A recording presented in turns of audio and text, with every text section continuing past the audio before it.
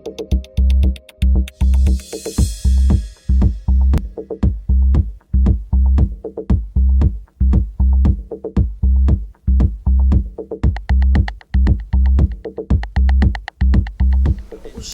почти вечер, что перрон и Уадиш, что эмоции, что поделитесь эмоциями. Не только перрон и Вадиш, еще до того, как поезд сюда, вот Дагестан уже ближе подъезжать стали, уже эмоций было много.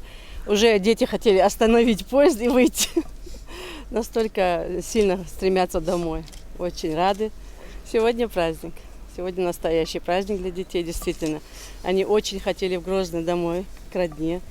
И вот их мечта осуществилась. Благодаря нашему главе Рамзану Кадырову, чему очень благодарны.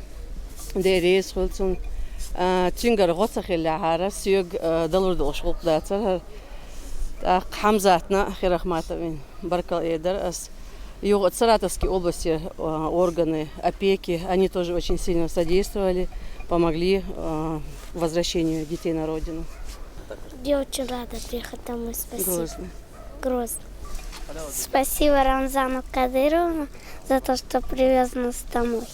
Ведь я клик бросила именно чеченскому народу, чтобы мне помогли довести до сведения Рамзана Кадырова.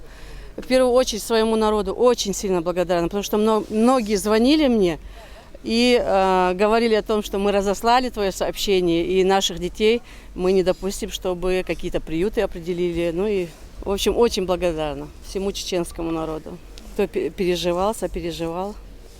Хамзат, сложным ли был путь возвращения домой детей из Саратова? Сколько времени он занял? С какими сложностями вы столкнулись?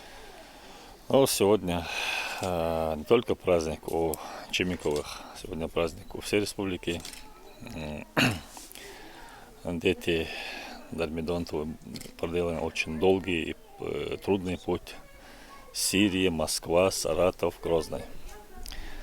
Вот, неоднократно Чемикова Асет обратилась во все инстанции, и в Москве, и в Чеченской республике, и в Саратове. После того, как она обратилась на имя главы Чеченской республики Рамзана Ахматовича Кадырова, за 2 недели вопрос был решен. Это в нашей практике вот уполномоченного по правам ребенка, не было такого, как бы вот за 2 недели детей сразу вот передали опекунам.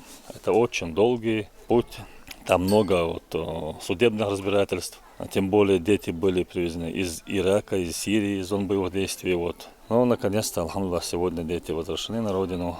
И я хотел бы поблагодарить прежде всего главу Чеченской республики Рамзана Ахматовича Кадырова, Адама Султановича, депутата Госдумы, и всех тех лиц, которые были задействованы в этом деле. Тем детям, которые привезены из зон боевых действий, в нашей республике созданы все условия по сравнению с другими регионами.